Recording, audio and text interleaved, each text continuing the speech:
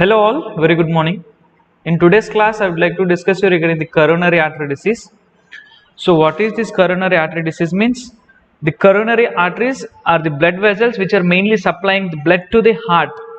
So any kind of disease or any kind of blockage or obstruction that is occurring in the coronary artery vessels, it is called as coronary artery disease. So here you can see the picture of a healthy artery. And in this picture you can see initial fat deposits, and in next picture it is showing the plague is obstructing the blood flow. You can see clearly here how it is obstructing, and in the last picture you can see the complete blockage. So this is a healthy artery without any kind of deposits in it. So here it is a diseased artery, but the deposits are very at an initial stage. Here is how the blood is getting obstructed when an artery is being blocked by any kind of plague or any kind of thrombus. So this is the normal flow of an artery. So when there is plague that is present, you can see the obstruction. Normally the blood flow is going down here. And in case of complete blockage, the blood is not passing from one end to another end, which causes the decreased blood supply to any part of the muscle, and it will lead to the death of the muscle. So this is coronary artery disease, the blockage in the coronary arteries. So there are different types and different types of management that are done. So we will discuss one by one. Coming to the coronary artery disease, as I am saying, the narrowing of coronary arteries mainly preventing the adequate blood supply to the heart muscle. It is called as coronary artery disease. So this one, it is mainly caused by atherosclerosis. Atherosclerosis means nothing but abnormal deposition of fat or lipid layers, which is causing or plaque deposition in the lumen of artery. So here it may progress to the point where the heart muscle is damaged due to the lack of blood supply. So whenever there is blockage in the blood supply, so the blood is not passing from one end to another end of the muscle. So what will happen ultimately, due to the lack of blood supply, there will be death of the tissue that is occurring. So here those type of damages, when there is decreased blood supply to any part of the muscle of heart, it is resulting in the infractions, or it will result in arrhythmias, or sometimes it may result in heart failure also. So this is coronary artery disease. So coronary artery disease, it is also known as atherosclerotic heart disease, or they will call coronary atherosclerosis, they will call coronary arteriosclerosis, and they will also call it coronary heart disease. So these are some of the types, these are some of the names the coronary artery disease is having. Coming to the coronary atherosclerosis, if you see here, it is nothing but the abnormal accumulation of lipids or fatty substances or fatty atheroma, which is called as plaque. So where it is accumulating means it is mainly accumulating in the coronary artery. So how it is accumulating means you can see it here in the picture. So this is the initial fatty deposit, and gradually it is developing into plaque. So this one is called as coronary atherosclerosis, means abnormal accumulation of lipid or fatty substances in the lumen of coronary artery. So what is this lumen of coronary artery means? For example, if this is the artery, this white portion where the blood is generally flowing, it is called as the lumen of artery. So in the lumen of artery, the plaque is being obstructed here, so accumulating here. So this one is called as coronary atherosclerosis. Coming to the acute coronary syndrome, which is also known as ACS. So here it is mainly used to define the potential complications of this coronary artery disease. So coronary syndrome, acute coronary syndrome, it is including unstable angina, myocardial infarction with ST segment elevation, and myocardial infarction with non-ST segment elevation. So we have three types in this coronary artery syndrome. First one is unstable angina, we have myocardial infarction where the ST segment elevation is seen, and myocardial infarction where there is no ST segment elevation. Coming to the risk factors of this disease, we have modifiable risk factors and also we have non-modifiable risk factors. In modifiable risk factors, what we can modify means we can modify high blood cholesterol level. So through proper diet you can maintain the blood cholesterol. You have to quit cigarette smoking as well as tobacco use. Hypertension, it can be maintained. Diabetes mellitus, so through proper medication and through proper diet you can maintain the diabetes mellitus also. And lack of estrogen in women, so through supplementation you can overcome this problem. And physical activity, through proper exercises you can overcome this problem. And obesity, so whenever you follow diet, whenever you follow proper exercise, then all these factors, all these risk factors, they can be modified and you can be saved from this coronary artery disease. Coming to the non-modifiable risk factors, so we have, if any person in the family is having coronary artery disease, you cannot modify that. And due to the increasing age, there is more risk for developing this coronary artery disease. And you can see the coronary artery disease more in male compared to the female. And race means it is mainly occurring in the non-white population. So these are non-modifiable risk factors and these are modifiable risk factors. Coming to the pathophysiology of the disease, so because of all the etiological factors, as we have seen, the risk factors where there is obesity and where there is sedentary life, lack of exercise, family history, so due to all those factors, there is endothelial injury that is occurring in the lining of the artery. So once the endothelial injury has been occurred, there is inflammation and you can observe the immune reaction. So due to immune reactions, there will be accumulation of lipids in the intima, in the arterial wall. So what is this intima means? We have three layers in the blood vessel. So we have tunica adventitious, tunica intima and tunica externa. So this tunica intima is the middle layer of the artery. So in the middle layer of the artery, there is accumulation of lipids. Due to the accumulation of lipids, here the T lymphocytes and monocytes, they are becoming as macrophages infiltrate. So these T lymphocytes and monocytes, after becoming the macrophages infiltrate, they are going to the area where the lipids have been accumulated and they are ingesting them and they are dying there. Due to this, you can observe the proliferation of smooth muscle cells within the vessel. So once there is proliferation, there is formation of fibrous cap over the dead fatty core. What we are calling it as atheroma. This atheroma, it is mainly protruding into the lumen and it is mainly causing the narrowing as well as obstruction. If the capillary walls are thin, due to the abnormal increase of this obstruction, due to the abnormal increase of this lipid core, it is mainly causing pressure on the capillary wall and it is making the capillary wall to rupture. Once the capillary is being ruptured here, it is mainly giving the hemorrhage. So it is allowing the thrombus to develop. So once the thrombus is developing, the thrombus is mainly obstructing the blood flow and it is leading to the sudden cardiac death or myocardial infarction. It will result in angina and other symptoms. So hope you understood. This is the pathophysiology. This is very simple. Due to the causes, there is mainly injury to the endothelial lining of the artery. So once the endothelial lining of the artery has injured, there is inflammation and immune reactions. So because of the inflammation and immune reaction, there is accumulation of lipids in the intima of the arterial wall. So because of accumulation of lipids, to digest these lipids, the T lymphocytes and monocytes, they are becoming as macrophages infiltrate and they come to the area where the lipids are there and they ingest them and they die. So once they are dying, what they are causing? They are accumulating there and they are causing the proliferation of smooth muscle within the cell wall. So once the proliferation is occurred, there is formation of fibrous in the capillaries. So we are calling it as an atheroma. This atheroma, it will increase abnormally and what it will do, it will protrude into the lumen vessel. So because of this protrusion, there is narrowing and there is obstruction. And if the capillary wall is thin and it is unable to hold the pressure, it will rupture. Once it is rupturing, it is leading into the hemorrhage and it is allowing the plaque to form the thrombus. Once the thrombus is being formed, this thrombus, it is traveling into the end arteries and it is settling in the end arteries where it is causing the obstruction to the blood to flow from one part to another part and it is resulting in the sudden cardiac death or myocardial infarction and it is leading to the angina and other symptoms. So this is the pathophysiology of coronary artery disease. Coming to the signs and symptoms, so we have chest pain, which is also known as angina pectoris, and we have myocardial infarction. Diaphoresis, nothing but excessive sweating.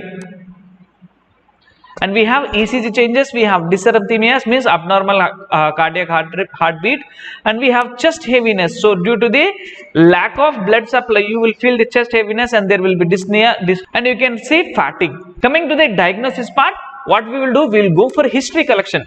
In history collection, we'll see what are all the habits of the patient, what kind of life he is leading, what are the lifestyle, what kind of life he is leading, and what is his lifestyle habits, whether there is any history of CAD in the family or not. We will check everything in the history collection, whether he had undergone any kind of surgeries, whether he has this problem previously or this is the first time that he is facing. So based on that, we'll go for the treatment. We'll do physical examination, we'll go for cardiac enzymes, mainly the electrolytes we'll check.